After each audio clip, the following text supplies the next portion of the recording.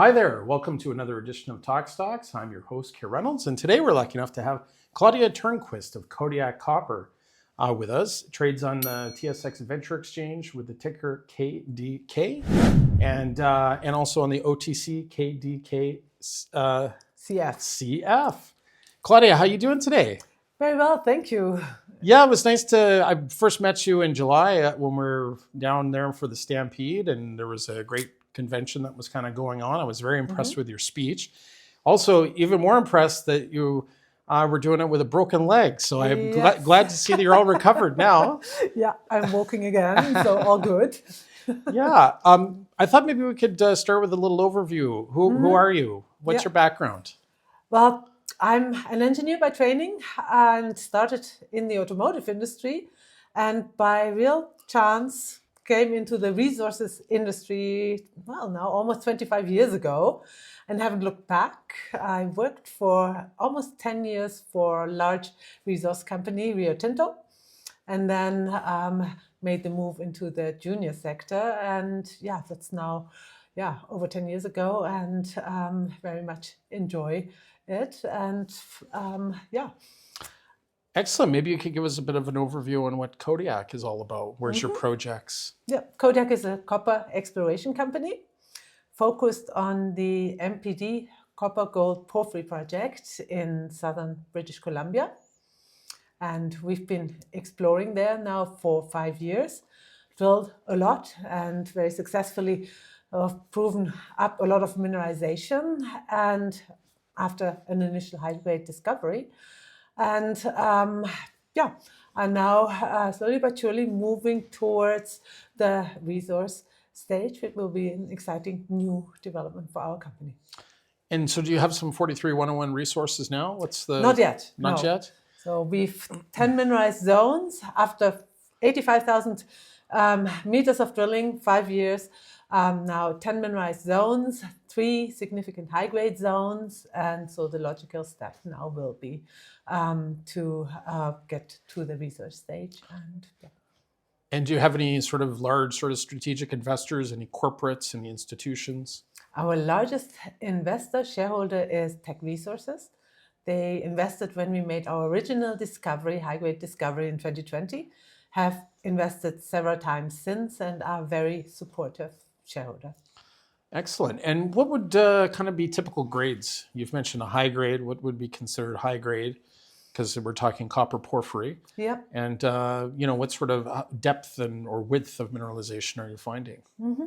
Well, our discovery hole in 2020 of what is now the gate zone was 535 meters of 0.76% copper equivalent. So nice, long, high-grade intercept. Several times the grades that are mined in the region. We're in the middle of a mining region. Typically for BC porphyries, what you see are grades of somewhere between 0.35 to 0.4% copper equivalent. I would say it's quite a typical grade for porphyries in BC. Often copper with some gold on the side. That's certainly what we have. Excellent. And have you sort of drilled it out, or is it open in any direction? Oh, we still have lots and lots of targets. In fact, around 20 on the property that we haven't even drilled yet. In addition to the 10 mineralized zones that we have now drilled out. So there's still lots of upside and lots of further exploration potential. And we won't run out of targets anytime soon. How much cash do you have in the bank? Currently, $3 million. And what sort of work do you have ahead of you for the next 12 months in terms of exploration? Well, we typically always drill in the summer, so starting sometime in spring, and then until this year we finished our exploration program in November. So always over the sort of warmer period of the year, and so that's what we're planning for next year as well. And we still have results to come from this year's work, particularly also from all our regional work, and are now doing all our exploration analysis of all the exploration results, and and figuring out what to do next year. And so that's always the winter month. And yeah, then watch Excellent. the space. Sometime next year we'll announce plans and then commence again. What's the cap structure look like? How many shares are outstanding? We are tightly held. We have about 76 million shares outstanding, and that's after raising and investing in our drilling and exploring $42 million.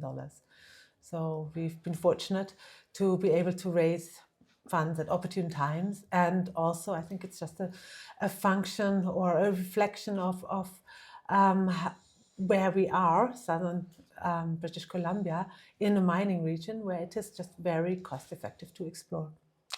Any other mines that are close by? Yes, many mines. We're in an active mining region between two big copper mines.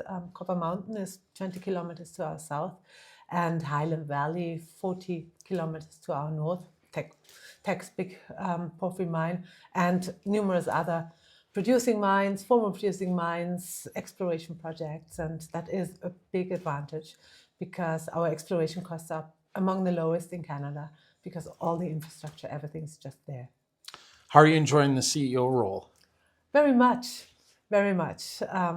I came out of a big company, Rio Tinto, and wanted to go to the junior sector because the more entrepreneurial side of the business is closer to my heart, and I very much enjoy it. And even though I look fondly back at my time with the major company, I wouldn't change back for anything.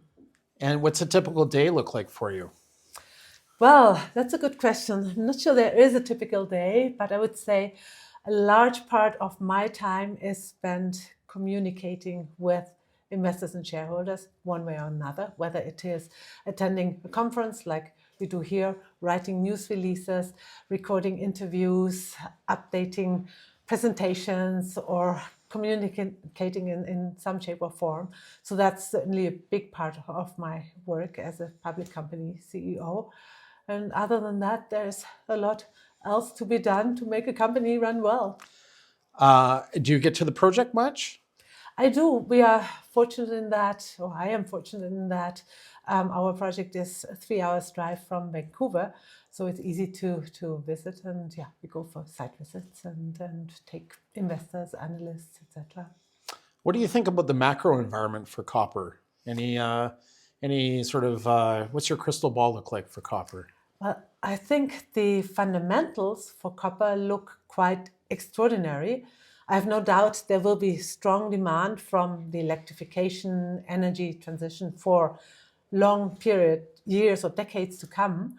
And if you look at the other side of the metal, the supply side, that's very, very depleted.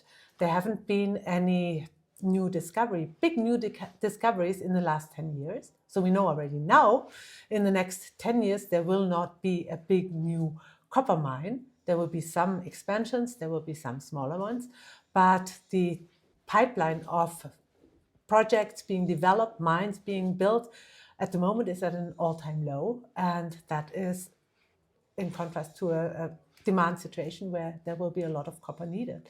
So it's, any market commentator you look at predicts a supply crunch, and that's simply because not much copper has been found in at least a decade.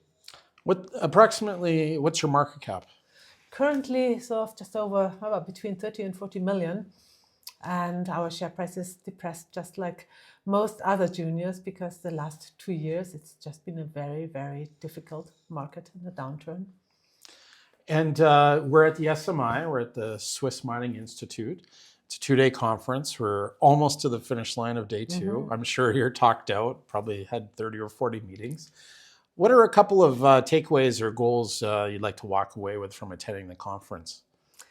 Well, this conference is always a very good place to meet investors, some of our existing shareholders, and I certainly see a lot of interest from investors that were typically more focused on precious metals that are also now looking more and more at copper and are interested in copper. And that's a very positive development, I think. What are the sort of short-term catalysts that investors should watch out for in the next 6 months with Kodiak? We still have results to come from this year's exploration program, and then the next stage for our company will be to go into resource definition, and that certainly will also be a catalyst. So there will be announcements coming and a new stage for our company, and that's also, I think, an important step forward. Well, Claudia, it was great to sit down with you and get a good overview on Kodiak. I wish you lots of success with your remaining meetings, and thank you for your time. Thank you.